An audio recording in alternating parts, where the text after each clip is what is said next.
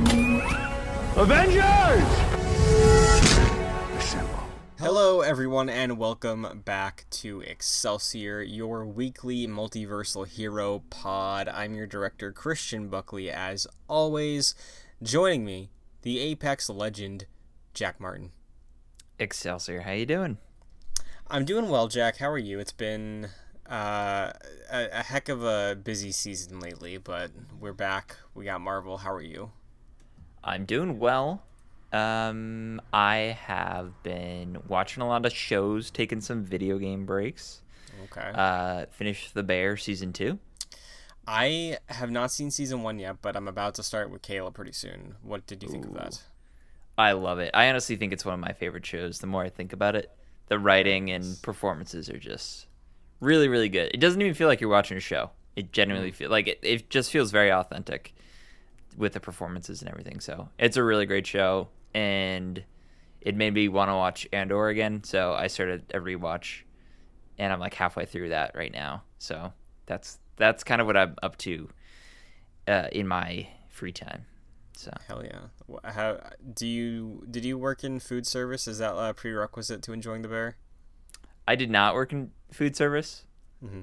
So I don't really get the anxieties that I'm sure a lot of people do watching that show, which I'm sure helps me appreciate it more. Mm-hmm. But Definitely, I get that.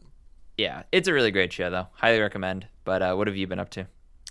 Nice, yeah. I have been playing Final Fantasy 16. Ooh, It's good. Very nice. It's a good game. It's a very good game. I've seen a lot of hyperbole about it both ways on the internet, but like, it's nice, Jack, to be playing something that feels so stupidly expensive, and like it's not trying to be anything more than just a good time, you know?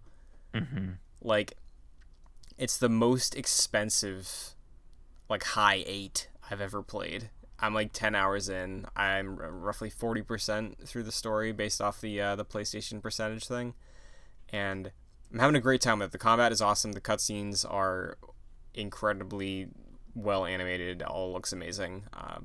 Very good time. If you're curious, if you've never played Final Fantasy, probably pick that up on sale later this year. That's kind of how I feel about it. Like, I had no real rush to play it. The high fantasy setting is very hit or miss for me, so I will probably, if I do get around to it, it'll be like winter break or something like that. Yeah, I think you're solid to do that. Like, there are some incredibly high highs that I've experienced so far, but it's like, yeah, this is a video game. It's a very, very expensive, awesome video game that I'm having a blast with. So that's been my free time. But Nice. we got a lot going on in the world of Marvel lately.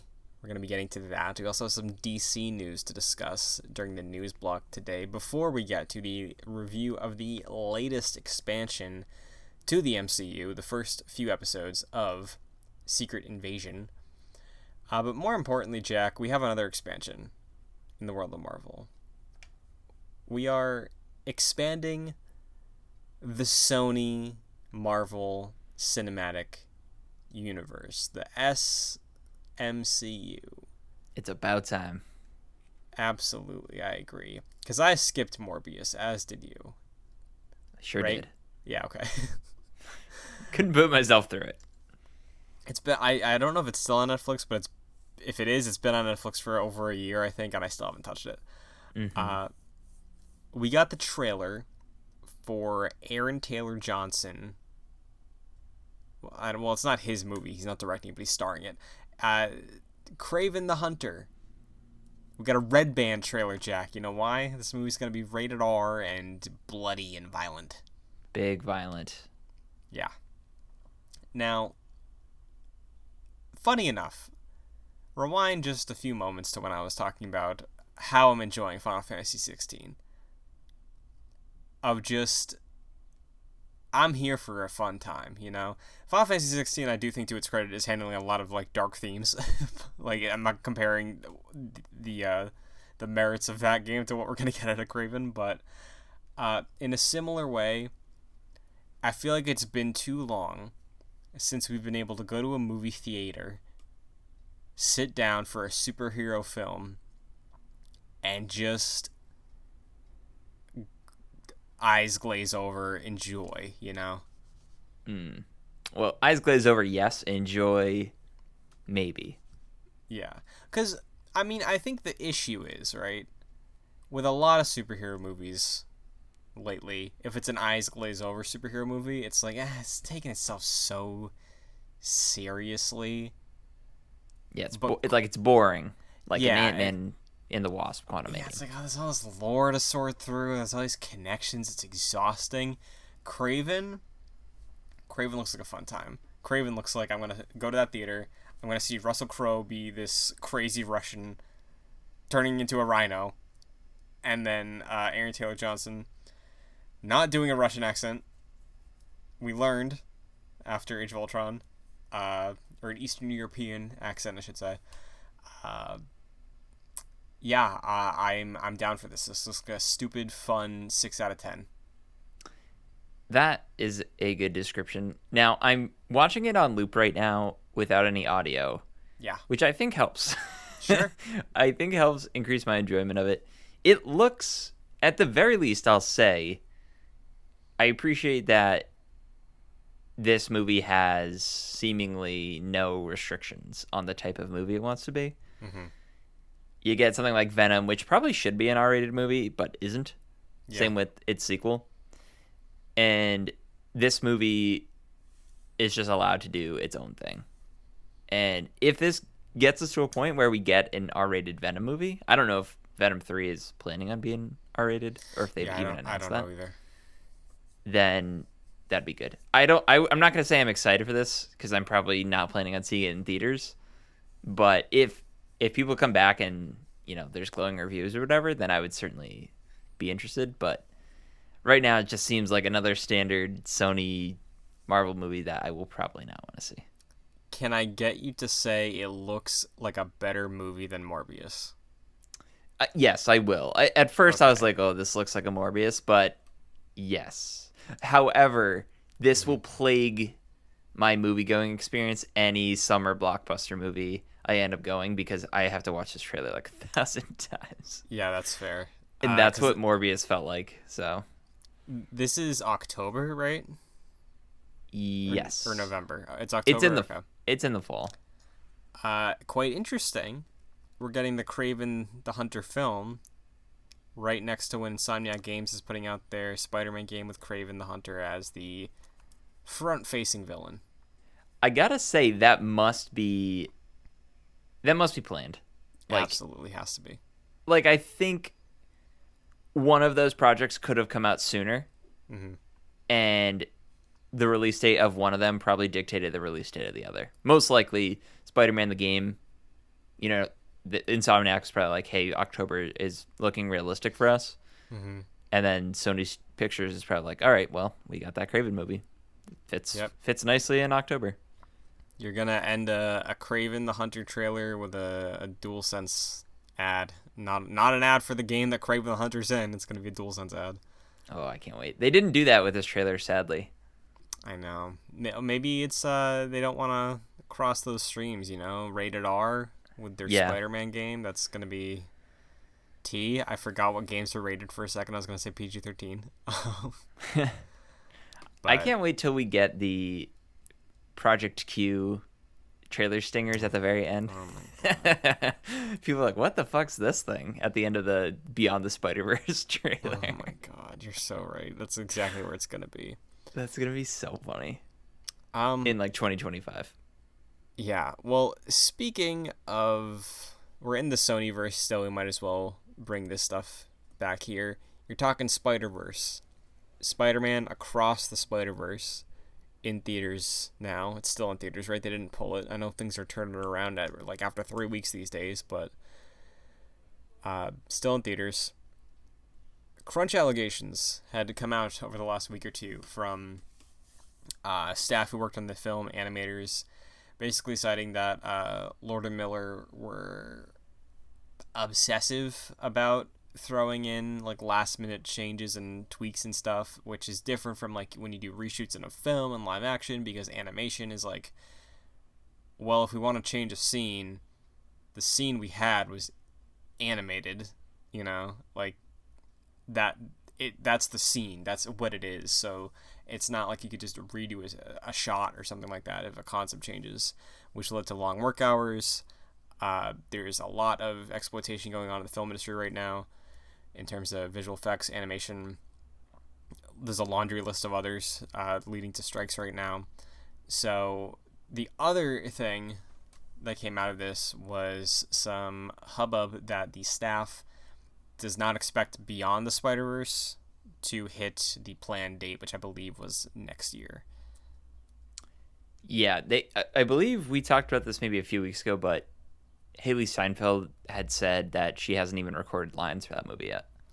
And that's supposedly coming out in March. So there's no way that movie comes out in March, let alone next year, I think. Yeah, it seems like a pretty big stretch to me. And, from my understanding, at least with video games, the voice acting, the vocal recordings is usually last. The last stretch of production is when that comes in. Right. So I guess like in a world possible, but still that's like kind of close.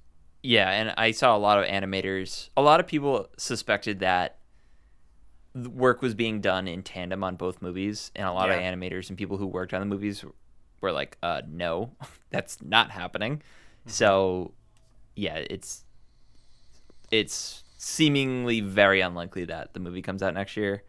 And I don't know if you saw this. You haven't seen the movie yet, right? I have not managed to go to see it yet, no. So this isn't a spoiler per se, but you probably saw this. There are like 2 versions of the movie going on right now. Oh, yeah. I did hear about that, yeah. With like very minor changes to like animations and stuff. So with the crunch stuff going on, with Amy Pascal essentially just being very flippant about it and saying, welcome to making movies. It's just like, what are you doing? Like making 2 cuts of the movies, like having all these different animations that are completely superfluous. Like just make the one animation. Like why do you have to release 2 different versions? Like it's cool, but if your staff is being overworked, like there's no point in doing that. Like you're just adding to the workplace there. It's too much. I understand why some people were saying, oh, it's cool that there's different versions in theaters because, like, a multiverse. This is kind of stupid. The multiple versions thing. Like, I don't. Maybe I'm being curmudgeon-y about it, but that just seems like dumb to me. That seems like get back to the theater because you might have had the wrong version. Screen 10 was different from screen 8. Yeah, and I think it is cool, but if it's gonna affect your workplace like that, and you're gonna make people like do that, so I don't even know the fraction of like X amount of people are gonna see this versus Y amount of people are gonna see this. It's just not worth it, considering you're making your workers do more to split that. It's silly.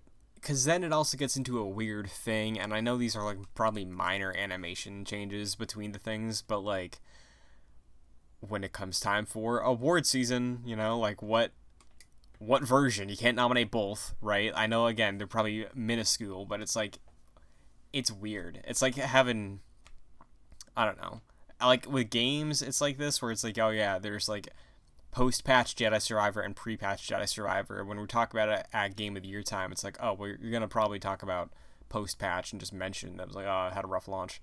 But, like, it's still like, hey, that was, like, the complete intent artistically of that game was complete, But when it's like this, it's like, that's weird. It feels like the same thing with Endgame where it's like, oh, look at this pre-rendered version of Hulk picking up a satellite dish. It's like, bro, just commit to one thing. Like, I get it.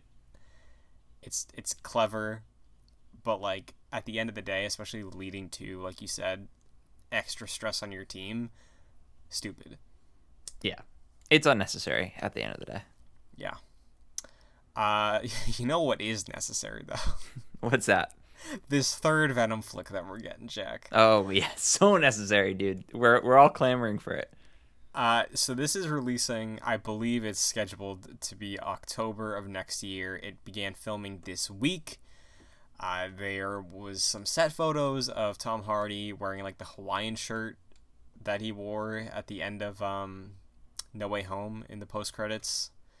So, I think there was also speculation that based off the sets, it takes place during the Day of the Dead festival. So, I'm sure there's gonna be some funny physical comedy with Venom walking around there, and people being like, "Oh, nice costume!" Like at the rave and too.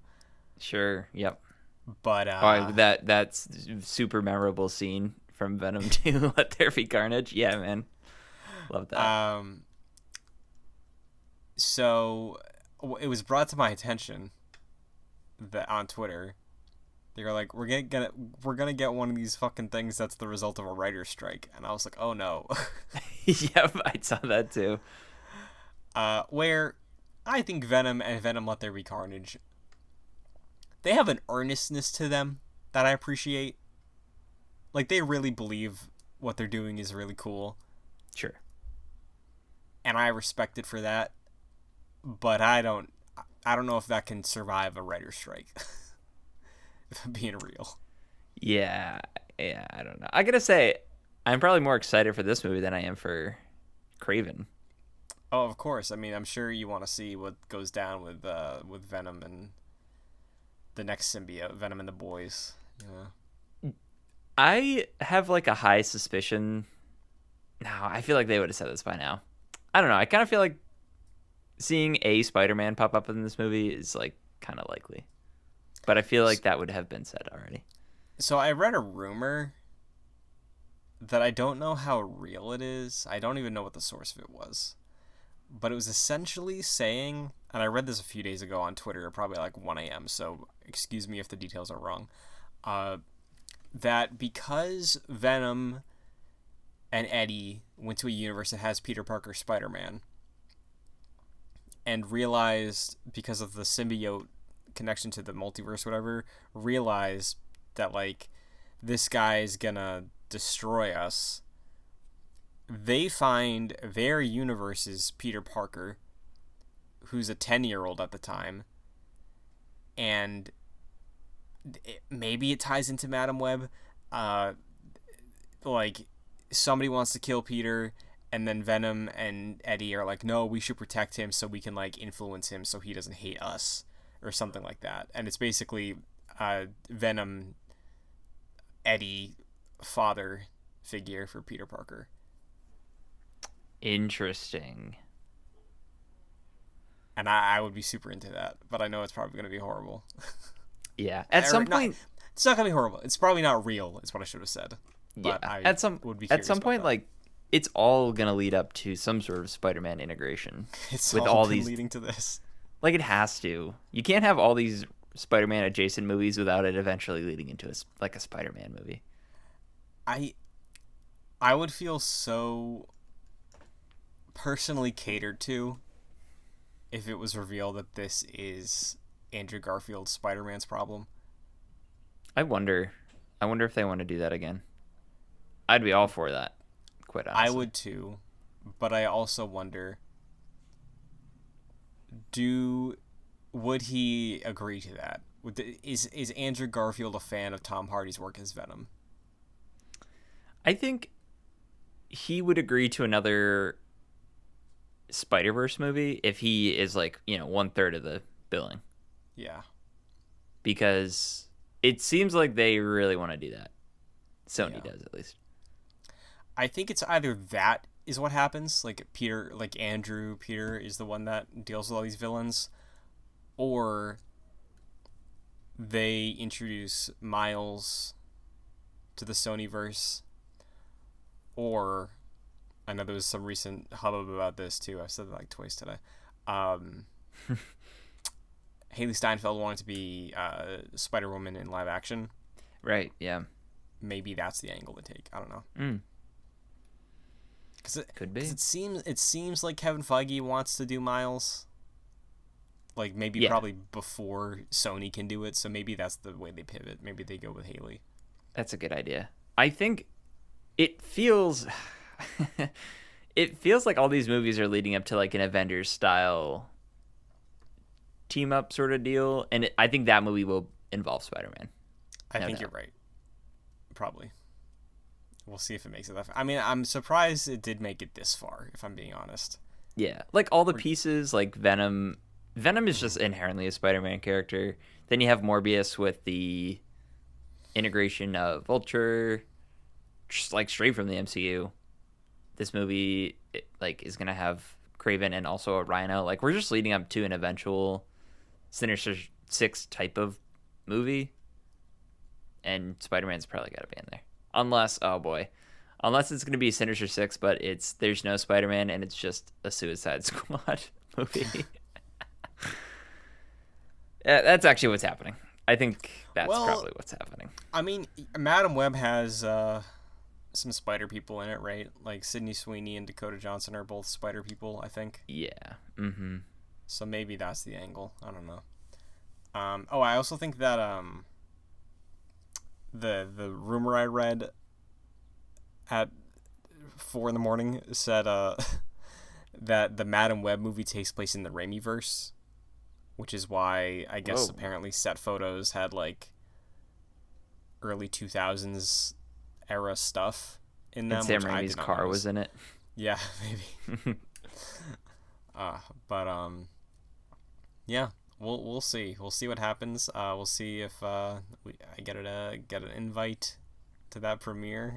We'll see. I mean, In a you have year to be on from the now. short list of top Venom fans. I gotta vocalize it on my TikTok again now that they're filming. Yeah. So I'll report back. Let's flip the switch real quick. Let's flip over to the blue side. I wanted to make a red pill blue pill joke, but I was like, it's gonna not land. It's gonna be out of context. Not a lot of nuance. No. DC stuff. DC's got some stuff going on these past few days. It feels like more than Marvel. I guess more positive news than Marvel, at least. Yeah. What do you want to start with? We have 3 options here. A couple are, I mean, good depending on your angle, and then one is good, I guess, for the world. Let's let's start with the Flash stuff. Okay. So Flash bombed. Like, bombed. This is insane to me. Yeah. It's, you haven't seen it yet, right? No. I'm No. waiting till it's on Max. Me too. I have plenty of reasons to go to a theater in the next couple of weeks. This is not one of them. No. I'm sorry, Ben. I'm sure you gave a good final Batman performance. I will look forward to watching it. But Flash, as of a couple days ago, is recorded as having the second worst superhero box office week 2 drop. It is only ahead of Morbius. This makes no sense to me. And I'm so curious about what, like, obviously everything going on with Ezra Miller would drive some people away from the theater. Yeah. But the marketing of this, of a Flash movie with multiple Batmen and Superwoman, or is it Supergirl? What's the... I don't know. I think she's playing Kara, who is Supergirl, but I don't know what title they gave her in the movie. Okay. In any case, like, all the pieces were aligned for this to be seemingly like a relatively big movie at the box office. This just, it makes no sense to me. Like, I don't get that. So what doesn't make sense then? Is it the fact that they brought back Michael Keaton and stuff like that? No, it doesn't make sense how bad the movie is performing. Okay. Yeah, I mean, I think in a world where we didn't get Quantumania earlier this year, and was there another bad superhero movie this year Probably, but I'm I forgetting. didn't see? I don't know.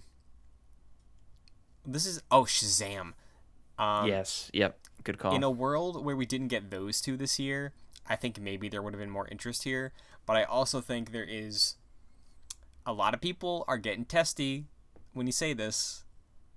I absolutely, and I don't know how you feel about this. I fully believe that the superhero fatigue thing is real and it's here. Like we are in it right now. Yeah. No, I Where agree. Fully agree. there are still good movies being made that can rise above that. That's not what I'm saying. But the like a superhero movie alone being enough to sell seats is not enough anymore. Like it was like that for a while, but that's what I mean when I say the fatigue is here. Where for the longest time, like peak MCU, like let's say like 2016 to 2020, uh, you could just say, "Hey, we're making a movie based off a superhero," and you already had a lot of interest. Now, that is not enough. The Flash being, hey, it's the first Flash movie. Michael Keaton's coming back. It ties up some Snyderverse stuff. Like, even as somebody who enjoys the Zack Snyder DC movies, like that was not enough to get me to go. And everything I've heard about this movie just sounds. I mean, some of the stuff is downright offensive, like with what was it, George Reeves? How they implemented him as a cameo, like that jaw drop. That was appalling to me. Christopher Reeves, I think. Oh, was it Christopher Reeves? Well, I know there was somebody else. I think his like grandfather or uncle also played Superman, and he took his life because he couldn't take the Superman. Yeah, he was the original. Yeah, like TV Superman. I actually didn't know they were related. I thought they just like had either the same last name or a very similar last name. I could be wrong on that, but I thought they were related. I thought this was Ewan McGregor's uncle is Wedge situation. Oh, let me confirm that? I do know that. Okay, no, okay, so okay. It's George Reeves and Christopher Reeve. Okay, my mistake. But yeah, still. But did they depict George Reeves in this? Because I know Christopher Reeve has a cameo. Yes, they had George Reeve in there. I don't know if it was like a front-facing cameo, but he was represented in this movie. And the movie released the weekend of the anniversary of his death, where he took his life because he was as an actor stuck typecast as Superman because of his portrayal of the character. Yeah. Ugh. I didn't know. I know Christopher Reeve. I believe at least. I haven't like really seen. I know they did it some sort of like CGI like cameo for him. Yeah. I didn't know they also did that for George Reeves. Did you see the other one they also did, which is actually kind of funny? The Nick Cage one. Yes, with the giant spider. Yeah. I saw it. Like I literally saw it on Twitter because that's just how the world works now. Yeah. Like probably the day of, quite honestly. But yeah, same. I saw it and it looks horrible. Supposedly they actually filmed with him. Yeah. But they did enough CGI trash that it just doesn't look real at all. Mm-hmm. Like I don't believe that they actually filmed it because of the way it actually ends up looking. Yeah. I guess spoilers for The Flash if you haven't seen it yet, but I mean, I feel like if you saw it, you saw it. You know, if you wanted to see it, you were not part of the 15 million that showed up, dollars-wise. I also feel like those cameos, I don't know the context of them, but I can just imagine the Flash is like, I feel a disturbance, and then they just cuts to like Superman looking off the camera across the multiverse. Like I feel like it's cheap like that. I don't know if they actually have speaking lines. I feel like it's just like they cut to those shots. I don't believe so. From what I saw, I think Flash like breaks through the multiverse or something with the Speed Force, and then like he's looking at a bunch of orbs. Yeah, around dude, him, and like that's those. What I figured. Those are like it's like a portal scene kind of where it's showing like, oh, look at all these versions of Batman, and it focuses on like a couple of them, or stuff like that too. And at the very least, there were some very good memes of like when did they cut the Heath Ledger cameo? Like, was that like a couple days before? Was that like a months back sort of thing? Yeah.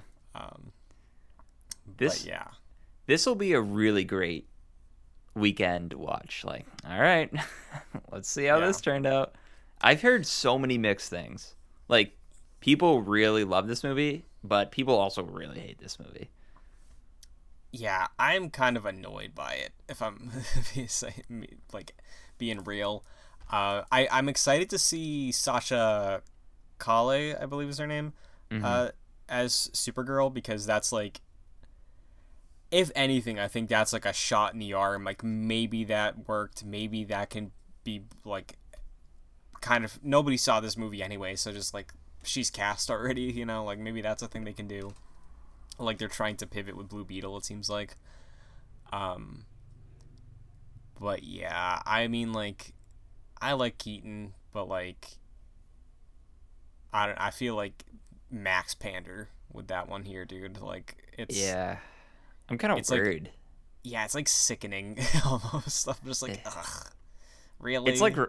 it's like reviving a corpse and like plotting it through the streets. That's like what it feels like. Um, Yeah, and I don't know, like just the trailer of him saying like the iconic lines yeah, man. as if like that's what he says every day. It's like a bad catchphrase. Like, no, man, what are we doing? That like kind of turned me off. At a point, I was like, wow, I'm actually really excited for this movie. And Yeah, then as it got closer, those trailers came out, and I don't know, just didn't do it for me. yeah.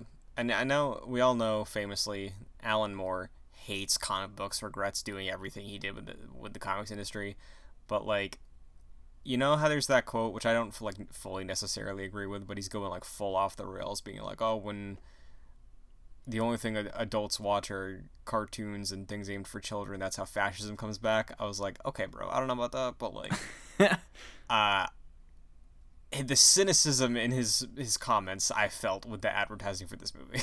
Sure, yeah, yeah, yeah. um, and also the thing that really sealed it for me, not making an effort to go, was the Michael Shannon interview. I think I said it to you maybe, um, where he was like, "Yeah, they told me it was like a multiverse thing." I was like, "I don't know what that is," uh, but I like showed up, like, and like Man of Steel was like part of my life. Like that was like a long time, like working with Zach and training to be this character and working with Henry and all this stuff. He's like, that was like a year of my life basically. And then I just rolled up to the WB lot for a day basically for Flash, and I was like, you know what, man, get your bag. And he's like, I got Zach's blessing, that was really important to me. But Yeah, it's supposedly also this doesn't like this also comes at a point where they announce, and I gotta be honest, I don't think the general population even knows what's going on with like the greater scheme of the DCU coming up. So I yeah, really don't think this would affect the box office all that much. I I don't could be either. wrong, but I genuinely feel that like even with the announcement that the DCEU is like ending, like I don't feel like that would really affect the box office. And supposedly this doesn't really like definitively say one way or another that this like reset the universe. Like it doesn't seem abundantly clear that the Flash emerges and it's like, yep, this is the new DCU. So it doesn't. I don't know. It doesn't really feel like the start of something new with this. So it's. Did I have a feeling that, and I would honestly hope that Ezra Miller is not returning for the Flash. I would also hope that. Did you see the very end of the movie? No, Are you aware of the very end of the movie? no, and you can spoil it. I don't really care. Okay. Because it's the very end, I will actually say spoiler warning if you actually want to know what happens or not know what happens, skip ahead like a minute. Um, so I saw this on TikTok like the Friday it came out. Um, at the end, I don't know the context of what's happening, but it's like Barry is like in some like town, city square or something, and he either taps some dude on the shoulder or like he gets tapped on the shoulder, and turns around, it's fucking George Clooney. What? Yeah. And I didn't listen to it with the volume. I was just watching in like shock and awe as he said something to him. I'm assuming it was, "Hey, I'm Bruce Wayne," and then Barry's tooth fell out, and then it was hard cut, directed by Andy, director of It. What the fuck? Yeah, man, I don't know. I mean, Oh. I loved Batman and Robin as a kid, you know. Yeah, But, it's one of the worst movies ever, and it's awesome. yeah, but I think that's amazing that they managed to get him for a second. But That's unbelievable. yeah, and That's got to be like the equivalent of the MCU, like funny end credit scene. yeah, but that was the end of the movie, at least to my understanding. That might have been the end credits. I don't know. Ay, ay, ay. Yeah, but the thing that slightly worries me is, again, don't know the context of that scene. Don't know if he spit out in the new DCU or whatever. So we know Brave and the Bold is gonna have an older Batman because he's his dad, right? That's what they said. That's the very little context they gave us for that movie. Yeah, it's with Damien, right? Damian, Robin, yep, and then probably midlife crisis Bruce. Sure. Directed by Andy, same guy that did The Flash. I forget his last name. It's Muschietti or something like that. Yeah. Yeah. So same director as this movie. I would hope it's not George Clooney Batman, but There's no way. There is no way. we'll see. There is no way that George Clooney is the Batman going forward. Like, no way. I don't think he would accept that. I mean, dude, I wouldn't put it past him because there's a world, right, where maybe they get Bruce for the first one, and then because I know in the comics that they always reference for the Grant Morrison run, Nightwing or Dick is actually Batman in that comic run. Mm-hmm. Maybe that's it, and maybe they're like, yeah, George, just show up on set, wear a suit, you don't gotta be Batman, and then we'll kill you like in Gotham Knights. And then Dick takes over. It's about your two sons getting along. I don't know. Yeah. I don't know. Kind of just hope we get Bruce Wayne. Yeah, me too. But speaking of casting for DC and the DCU, maybe they do want to rely on a name for Bruce Wayne, because at least to me, we got some unknowns for the true real kickoff of the DCU, despite what the next two movies are going to be advertised as. Superman Legacy has founded Superman and Lois Lane in David Corenswet and Rachel Brosnahan. Are you familiar? No, but just from the last name alone, Corrin's wet. It's got to be another British actor. Oh, absolutely. Taking a fine American's role. Yeah. We need to get a Bond. That would be the ultimate take back, and that will never happen. You're absolutely correct, but we need one Bond. Even if it's for a short film or something. Yeah, that'd be great. But yeah, I think they both have the look. I know Rachel Brosnahan is in Marvelous Ms. Maisel, which I know gets a lot of hype and awards. But yeah, I was not familiar with any of David Corenswet's acting credits, but I did see a scene that had a lot of Clark Kent energy on Twitter that he was in. So they got the look. Yeah. No, they both look great. It's really hard at this point to even judge one way or another.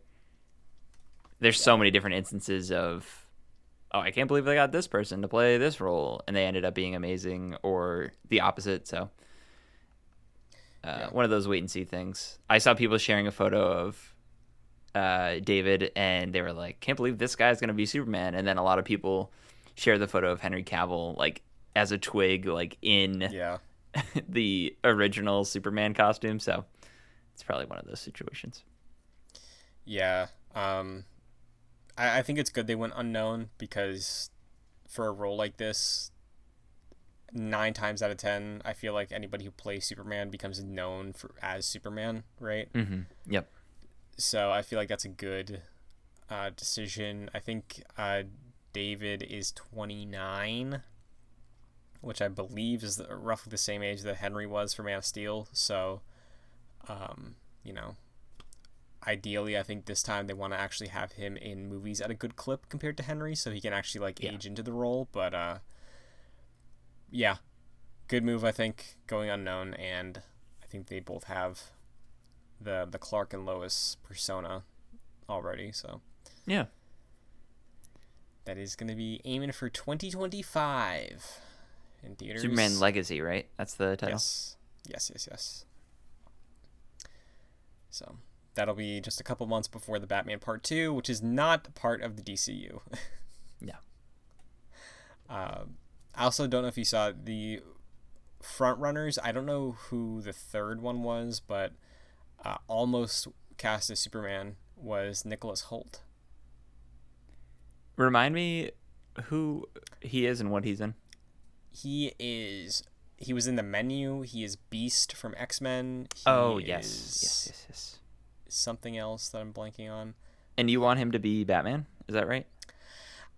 I always thought he'd be able to pull off Batman because he's got that like unsettling charm, I think is the right way to say it, that you could get with like a Bruce Wayne with the mask on, super charming, and then go full detached. Oh, he was Batman. that guy in Mad Max. Yeah, that was the other thing. Mm-hmm. That I can see that with that role for sure. Yeah, so I buy him more as Batman than as Superman personally, but yeah, that's a good call. Yeah, and it sounds like they're casting Lex next, and it's between two of the Skarsgårds. It's a great option. Yeah. So, the last bit of DC news comes straight from James Gunn. No plans to do a Suicide Squad 3 in the current DCU slate. That's okay with me. Yeah. I mean, Peacemaker, though, season 2 is still happening, isn't it? Yeah, I'm all for that. Peacemaker was great. Yeah. I still gotta watch that. I like John Cena a whole bunch, so, yeah, I think it's fun that James Gunn is like, oh yeah, only my guys can transfer over. I think it's really surprising that I think that's one of the most surprising TV shows I've seen in a while. Fully expected to not enjoy it and came out of it really liking it. Nice. Yeah, I mean, you and I are kind of on the same page with the James Gunn Suicide Squad, so hearing how much more you were into Peacemaker makes me hopeful, so yeah, I will try to get to it. I'm probably going to do a big TV binge once I finish Final Fantasy and Zelda, so I'll get to that. That's a good call. Yeah, that I feel like during the summer or, like during like a winter break or something like that. It's a good time. Well, speaking of TV shows and your vibe check on them before they started, let's talk about Secret Invasion. Episodes 1 and 2 have debuted at this time of recording. Jack, what was your interest, excitement level? We talked about it briefly on the show before, but before leading into Secret Invasion, what was the barometer at? Having seen the first 2 episodes, where is that barometer now? Let's go spoiler free at first, general sentiments, and then we can get into more specifics. Leading up to it, I was at like a simmer, not a boil. Excited, kind of lowercase e excited. It was different. Seemingly had that tone of a Winter Soldier sort of deal. And after the first couple of episodes, I'm still kind of there, maybe even a little colder on it. I think it's fine, and I think at the end of the day, it's probably going to be fine. I don't quite think this show is going all in on the supposed threat of a Skrull invasion quite yet, and I could be surprised by the end of it, but right now I feel like it is gonna feel a lot similar to like the Falcon and the Winter Soldier than the Captain America and the Winter Soldier, or yeah, Captain. I'm just confused with the titles, but anyways, more so like that show than Cap 2. So it so far has kind of whelmed me. I feel like we talked about the superhero fatigue, and it is fully in effect with this show for me at least. So I'm kind of okay on it. But how are you feeling? Yeah, I was in a similar spot to you leading up to this one. I'm still behind on a couple Marvel things. Haven't seen Ant-Man yet, but I was interested in this one because it's Nick Fury. To my memory, as of right now, he's only ever had to do important things in the MCU, and usually, I mean, it's Samuel L. Jackson, right? So that's automatically at least good. Whenever you get to see him have fun in a role, like I loved him in Captain Marvel, and anytime he shows up and we get Fury lore, I think that's fun. So that was giving me some hope to cut through some of the fatigue. I was, again, like you, hoping that we would get close. Like, you know how people make the joke about LaCroix is like you hear the flavor you're drinking in a different room? It's like, Yeah. if that's the level of comparison we get to Winter Soldier, I'd even be cool with that. But, yeah, I'm kind of in a similar spot to you right now where I think it's okay. It's cool seeing Fury, and we are getting some Fury lore. But I think that in the end, this is going to be a case where this could have been an incredibly entertaining, awesome Winter Soldier level MCU movie. But it's a show. And it's not taking advantage of being a show. Because I think so far I'm in that place where when I heard it was a show, I was like, oh, cool. It's going to be the thriller. It's going to build suspense. It's going to build this mystery in a way that we haven't really felt since Loki. And even then, that's being like kind of loose in terms of mystery. And I'm not super feeling that connective thread right now. So I'm just assuming in the end, I'm going to be like, this could have been an awesome 2-hour movie starring Nick Fury. And I feel like he could have sold that on a poster. Yeah. Because it's Samuel L. Jackson. But like, I don't know. For sure. And it's definitely one of those TV shows that feels like it's a movie split up into X amount of parts. Yeah. So why don't we get into more spoilery talk right now? If you haven't seen the episodes, come back. We can talk about both episodes together. We don't have to do sequential. But what have your highlights been so far? Outside of, I'm assuming, Fury and seeing him again and getting to see more of his perspective on things currently. Yeah, I like Nick Fury for sure, and I'm glad we're spending more time with him. I would honestly like to get more into his psyche and like his personality. It seems like we're gonna get more of that with his wife potentially. Mm-hmm. Mm-hmm. So that's good. Like learning more about the person rather than the character of Nick Fury, Shield operative. So that's been good. I like Talos. I think he's a good character. Ben Mendelsohn, I love him being in this type of a role compared to the villains he almost always plays. So that's refreshing, like it was in Captain Marvel. There really aren't too many highlights for me, to be completely honest. What about you? What are your positives before we like sort of get into the negatives? So I like I said, Fury, definitely love him being sort of like the vehicle that this story is being viewed through. Talos as well is I really like Talos a lot. And I also, worth reiterating, I really enjoy Captain Marvel, and I think that, like, the two of them and their relationship to Carol in that movie, but also the banter they have back and forth, is like one of my favorite newer additions to the MCU in the last 5 years. So seeing them again is really nice, because it's been 4 years since we saw him and Fury together, right? Mm-hmm. So that's been very fun. I wish I could say I'm into the stuff with Rhodey, but like it feels super obvious that that's gonna be the fake out, at least to me, of like the there's one familiar actor who's in this show. Yeah. He's a Skrull, like that's yeah. Well, I feel like that's the big issue with this show is Yeah. any fake out they could do would never surprise me. Yeah.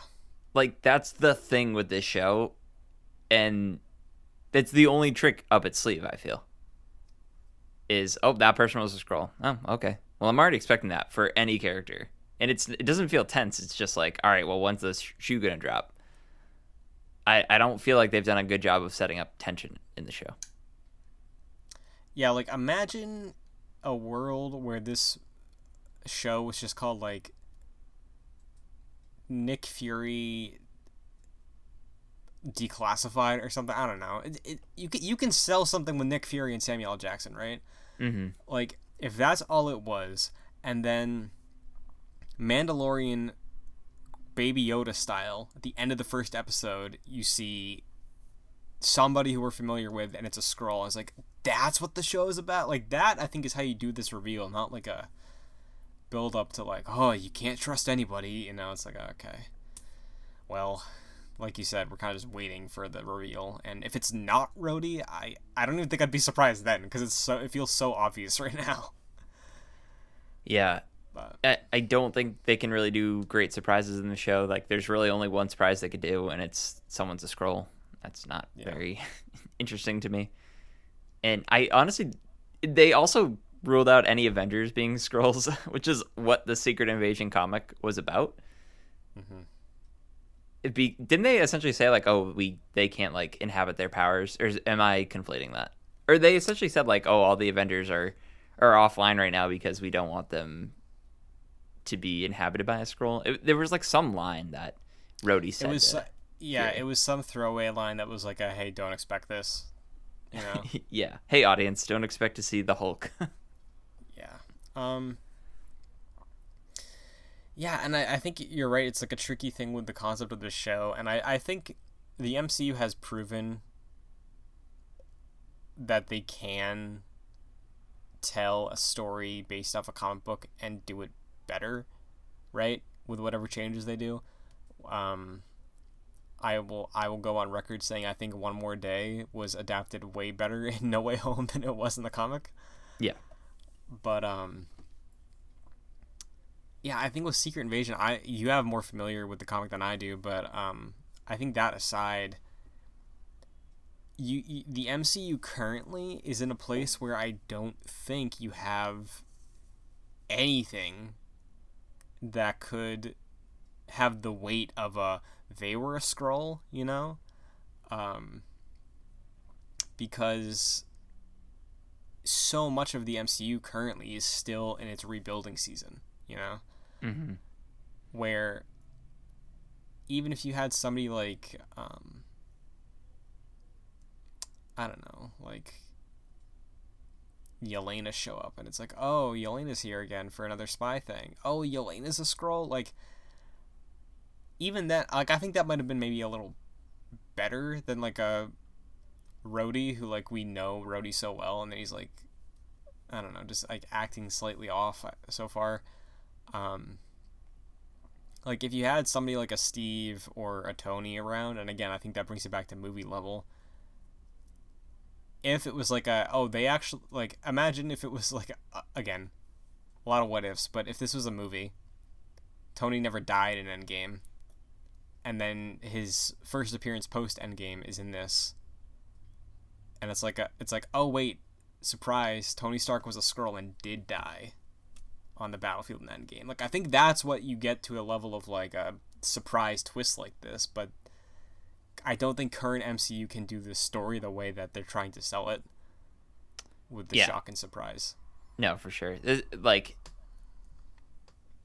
as there are very few Disney Plus Marvel shows that feel like must-watch content for the MCU. Like WandaVision, I think, was one of them. Yeah.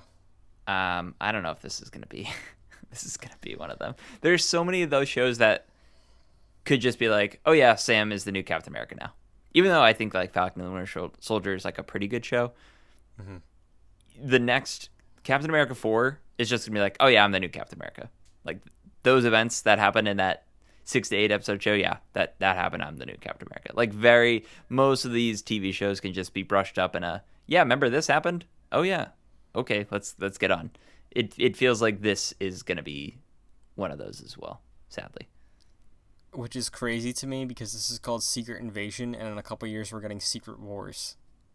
Like yep, this feels like it's supposed to kick off the other threat of Marvel. Like there's Kang, and then there's the Skrull invasion. yeah, and it certainly doesn't feel to have the same level of stakes as the comics did. Yeah. It doesn't help that the creators, man, this show has had some bad press.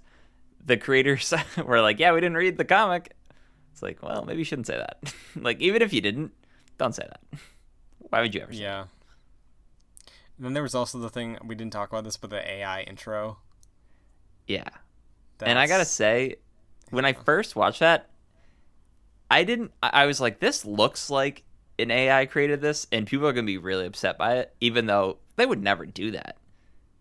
And it turns out they did. Like, what the like my general reaction was, wow, they like made this really look like an AI did it, like probably purposefully, like to feel uneasy. Because when I first watched it, I was like, this looks really strange. Like all the faces, especially, like don't look quite there. Turns out AI. Why would they do that? yeah. And again, we want to go back to that Spider-Verse discussion of it being meta. Like, oh, it's because the Skrulls are imitating humans. It's like, well, the thing is, AI can't fully imitate. Like, look at AI art hands.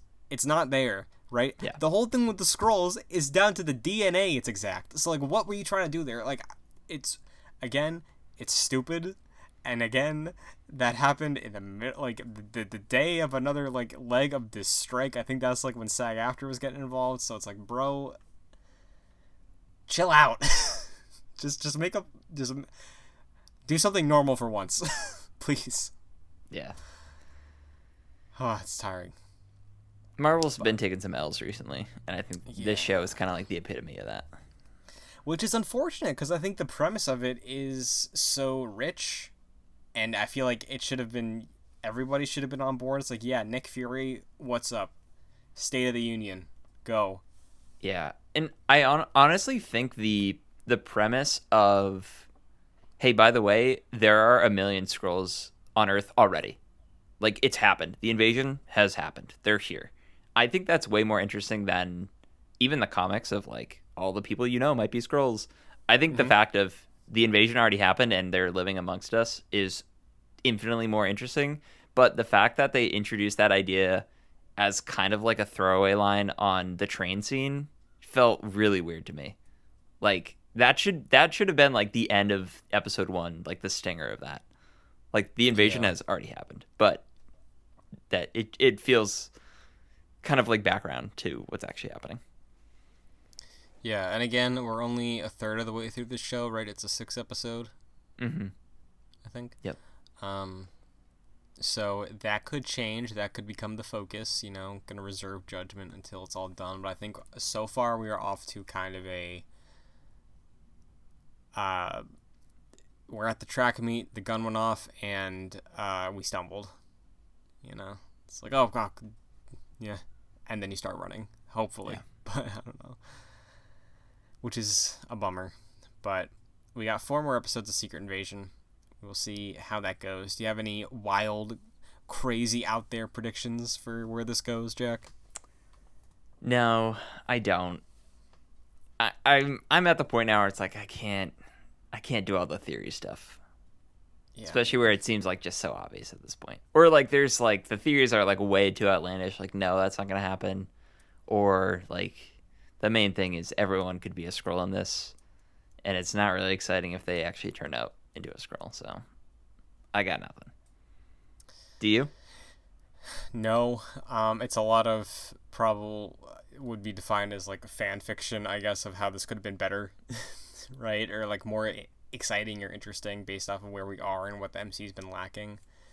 Because like I think we've both been pretty,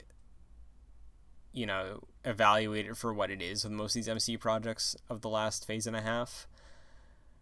But there are some where I think there is an expectation of this should be the MCU update project in terms of the greater world, and this should be one of those things. Like, I want to say that when it was first revealed, they were saying Secret Invasion is a Marvel MCU event that is going to take place in a series. And they didn't talk about anything else like that. They didn't talk about She-Hulk like that or Moon Knight. Those were all like specific character things. This is like Shield is Hydra level moment from Winter Soldier. Like, that is what this show is supposed to give us. That they might have said that a long time ago before a lot of things got shuffled around, but like that was my expectation for what this is going to be. Again, we still got 2/3 to go.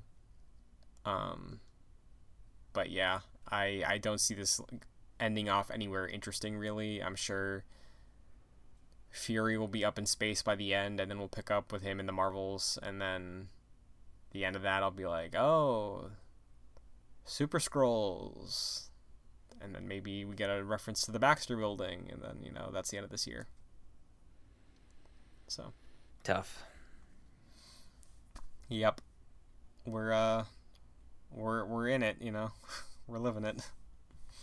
I'm really curious about the box office for Marvel movies the rest of the year, because Ant-Man did not do well, as far as I remember. Guardians did well, but didn't hit expectations. Am I wrong there? I mean, I think it depends on what you're looking at, right? Because I remember people were saying, like, oh, if Guardians doesn't hit a bill, it's a failure. It's like, that seems an asinine, that seems a lot. Bar. I want to say it was like 800 something, which is like really good if you're like not the MCU, I guess. I don't know. Yeah. But like coming up, we have the Marvels, and I'm forgetting what's the November. I think that is the November movie, right? That is. I think the Marvels is the last movie of this year. Oh, that's the only one. Okay.